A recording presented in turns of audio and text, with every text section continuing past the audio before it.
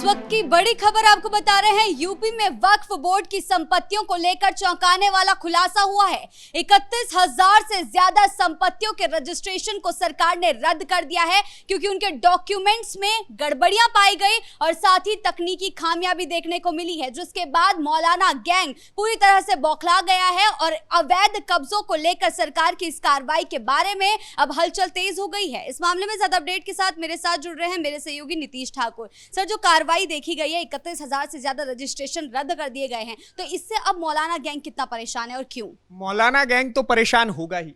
हालांकि इसकी कहानी जो है, इसकी पटकथा अभी से नहीं शुरू हुई, ये काफी पुरानी है। जब 2025 में इसको लेकर के वक्फ संशोधन बिल आया और उसके बाद से सेंट्रल गवर्नमेंट की तरफ से सारे स्टेट्स को, सभी के सभी राज्यों को बोला गया कि आपके राज्य में जितने भी वक्फ प्रॉपर्टीज हैं उसको डिजिटलाइज वे में पेश करिए और उस पूरी प्रक्रिया को जल्द से जल्द खत्म करिए। पहले इसकी तारीख तय हुई कि दिसंबर के अंत तक, दिसंबर 2025 तक आपको ये सब कुछ निपटा करके हमें देना है। उसके बाद 6 महीने का डेट बढ़ाया गया। अब इसमें उत्तर प्रदेश के लिए सबसे खास बात क्या है कि केवल 5 महीने के भीतर ही 6 महीने का डेट एक्सटेंड हुआ था, लेकिन सबसे पहला उत्तर प्रदेश ऐसा राज्य बना है जिसने पूरी की पूरी प्रक्रिया को डिजिटलाइज करके जनता के सामने रख दिया और वक्फ बोर्ड का पूरा काला चिट्ठा खोल दिया। आप प्रॉपर्टीज की संख्या जानिए, 31,328 ऐसी प्रॉपर्टीज मालूम पड़ी हैं जिसमें पता चला है कि इन प्रॉपर्टीज को लेकर के ना इनके पास डॉक्यूमेंट हैं। चलिए डॉक्यूमेंट हटा दीजिए, खसरा नंबर जो प्रॉपर्टी का एक नंबर होता है वो तक इनके पास गायब है। और उसके अलावा जो क्षेत्रफल होता है, जो वर्ग मीटर होता है किसी भी प्लॉट का, वो सब भी इन्होंने सारे के सारे साइट्स पर गलत डाल रखा था। और बाद में जब उत्तर प्रदेश सरकार ने इसकी गहन जांच करी तो मालूम पड़ा कि ये 31,000 प्रॉपर्टीज को तो इन्होंने बर्बाद करके रखा हुआ है। 31,000 प्रॉपर्टीज के जो किसी और व्यक्ति का है, जो किसी और के खाते में होना चाहिए, जिसने बड़ी मेहनत से उस प्रॉपर्टी को बनाया होगा। वक्फ बोर्ड के मौलाना साहब सुबह उठे, आते हैं, कहते हैं कि अरे इंशाल्लाह आज से ये प्लॉट हमारा हो गया, और उस प्लॉट पर कब्जा करके बैठ जाते हैं। और इसी चीज को लेकर के उत्तर प्रदेश सरकार ने एक्शन लिया है। और आप समझिए कि इस वक्त वक्फ के पास उत्तर प्रदेश में दर्ज संपत्ति 1,18,302 है, जिसमें से 31,328 का पंजीकरण ही रद्द कर दिया गया है और 31,192 संपत्तियों के वक्फ दावों को भी निरस्त कर दिया गया है। यानी कि बोल दिया गया है कि ये प्रॉपर्टीज वक्फ की अभी नहीं मानी जाएंगी जब तक आप इसको लेकर के 1 महीने का टाइम वक्फ को मिला है। पहले वक्फ वालों की मनमानी कैसे चला करती थी कि भाई साहब, अगर आपको किसी ने आपकी प्रॉपर्टी पर आकर के कब्जा कर लिया तो कोर्ट भी वक्फ का होगा, जज भी वक्फ का होगा, मौलाना साहब भी वक्फ के होंगे, और उसके बाद आप जाइएगा बोलने के लिए कि साहब ये मेरी प्रॉपर्टी है। और जब इनके खिलाफ बिल बनता है तो उसको लेकर भी ये लोग सवाल उठाते हैं, सरकार को दोषी करार देते हैं। विपक्ष की बात खासकर करें तो तेजस्वी यादव को भी देखने को मिला था बिहार में, किस तरीके से उन्होंने कहा फाड़ के फेंक दूंगा बिल को। हाँ। और आगे चलकर अब अखिलेश यादव भी इसी बोल में बोलते हुए, तो आखिर ये लोग इतना परेशान क्यों होते हैं? देखिए, परेशान तो होना ही है, क्योंकि अगर उत्तर प्रदेश में आप देखिएगा तो एक यहां पर अखिलेश यादव हैं, बिहार में वहां पर तेजस्वी यादव हैं। दोनों यादवों की राजनीति कैसे चलती है? एम और वाई के समीकरण पे, मुस्लिम यादव समीकरण पे। अब किसी के वोट बैंक के बारे में कोई खबर आई कि भाई साहब उसके वोट बैंक की जो ये जाली बेनामी प्रॉपर्टीज इन्होंने एक्वायर करके रख रखी है, रेलवे के बाद सबसे अधिक संपत्ति वाला अगर कोई है तो वो वक्फ है। अब उन प्रॉपर्टीज पर आंच आने वाली बात है तो पेट में दर्द तो होगा तेजस्वी यादव को। तो उन्होंने मौलाना गैंग को उठाया, पटना में गांधी मैदान पहुंच गए, बड़े बड़े लंबे चौड़े भाषण दिए। आपने जैसा बताया कि अभी वो बोल रहे थे कि वक्फ नियम को फाड़ करके फेंक दूंगा, जनता ने उखाड़ करके फेंक दिया।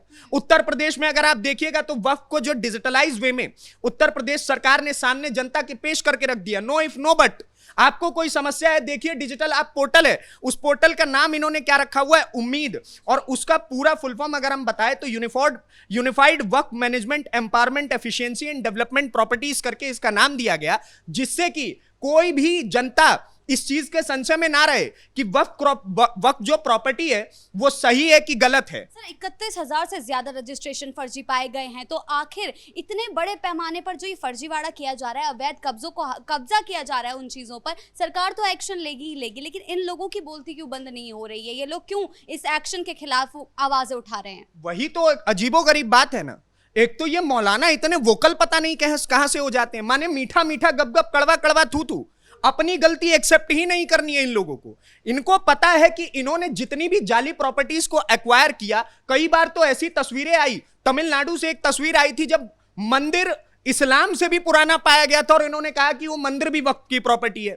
चले जाते हैं दिल्ली में तो बोलते हैं कि ये जो संसद भवन है वो वक्फ की प्रॉपर्टी है।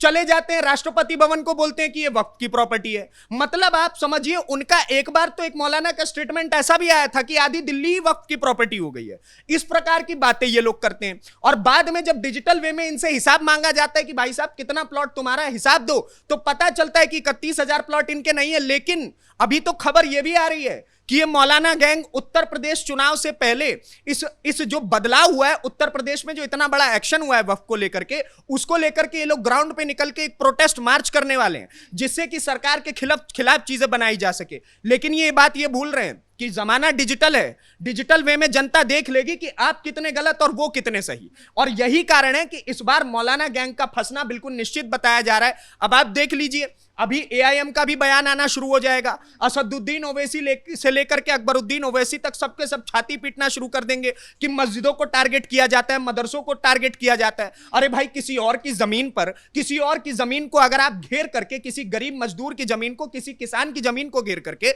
उसे वक्फ का पता बता दोगे, तो वो आपका थोड़ी हो जाएगा। आप सुबह उठे, सूरज देखा और आप अल्लाह का नाम लेकर के चल दिए कि भाई से आज से ये सारी जमीन हमारी हो गई। ऐसा नहीं चलता है और लंबे समय तक चलेगा भी नहीं, क्योंकि सरकार बदल चुकी है, प्रशासन भी नियमावली अनुसार काम कर रही है, डिजिटलाइज जमाना हो चुका है, जनता भी सारी चीजें देख पा रही है। तो अब धीरे धीरे करके इन मौलानाओं की जो स्थिति है वो बिगड़ना शुरू हो गई और ये धीरे धीरे करके समापन की कगार पे आते जा रहे हैं। जिस तरीके से, जिस फुर्ती के साथ ये कार्रवाइयां देखने को मिल रही है, ये फैसला लिया गया है, तो आगे चलकर और क्या कुछ एक्शन देखने को मिल सकता है? एक्शन ये मिलेगा, इनको अभी तारीख दी गई है 6 जून तक की, कि 6 जून के भीतर आप हमें ये सारा का सारा डेटा उपलब्ध करवाइए, खसरा नंबर उपलब्ध करवाइए प्लॉट्स का कि ये वक्फ की है। उसके अलावा आपके पास जो भी प्रूफ है कि ये प्रॉपर्टी आपके पहले के समय में, यही तो परिवर्तन है, इसी परिवर्तन की तो बात हो रही है। पहले के समय में जिसकी जमीन होती थी उसे जाकर के प्रूफ करना होता था कि ये मेरी प्रॉपर्टी है, लेकिन आज के समय में वक्फ को प्रूफ करना पड़ेगा कि ये प्रॉपर्टी आपकी हुई कैसे, इसका हिसाब दीजिए, इसका जवाब दीजिए।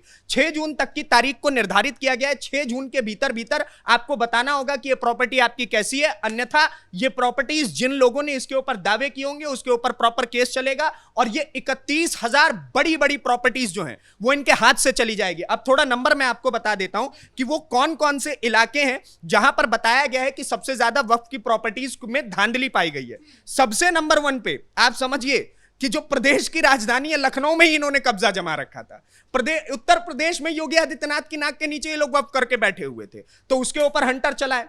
उसके अलावा अन्य कई ऐसे जिले पाए गए हैं, गाजीपुर के इलाके हैं, उसके अलावा वेस्टर्न यूपी के 2-3 जिले ऐसे हैं जहां पर मालूम पड़ा है कि ये सारी की सारी प्रॉपर्टीज जो है वो इलीगल वे में इन लोगों ने कंस्ट्रक्ट कर रखी थी। और अब उसके ऊपर पहले अगर जमीन खाली होगी तो बहुत बढ़िया बात है, वरना फिर वही बात है, अगर जमीन पे इन्होंने कोई मदरसा मस्जिद बना रखा होगा, 31,000 की बड़ी संख्या होती है, तो फिर वही पीला पंजा चलेगा, बुलडोजर चलेगा और ये सभी के सभी सड़क पर आकर के छाती पीटना शुरू करेंगे, पत्थर चलाना शुरू करेंगे। और उसके बाद जब आगे का जो उत्तर प्रदेश पुलिस प्रशासन जिस चीज के लिए ज्यादा फेमस है, वो जब डंडे बरसाना शुरू करेगी तो इनके पेट में दर्द होगा, बोलेंगे इस्लाम के साथ गलत हो रहा है, मुसलमानों के साथ गलत हो रहा है, हमारे पता नहीं। एक तो इनका हिसाब देखिए, अभी सोशल मीडिया पे एक रील वायरल हो रही है, उसमें एक महिला से जाकर के पूछा जाता है, अधिकारी होते हैं वो जाकर के पूछते हैं कि मदरसा कब निकला, तो वो कहते हैं कि ये तो जमीन से प्रकट हो गया था, जमीन से प्रकट हुआ, उसके ऊपर हमने ईंट बिछा दी तो ये हमारा मदरसा हो गया। सर, एक नैरेटिव सेट करने की कोशिश की जाती है कि हमेशा मुस्लिम समुदाय को, यानी कि एक ही समुदाय को टारगेट किया जाता है, चाहे विपक्ष भी हो,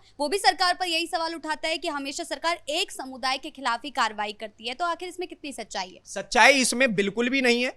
विपक्ष को मुद्दा भुनाना है।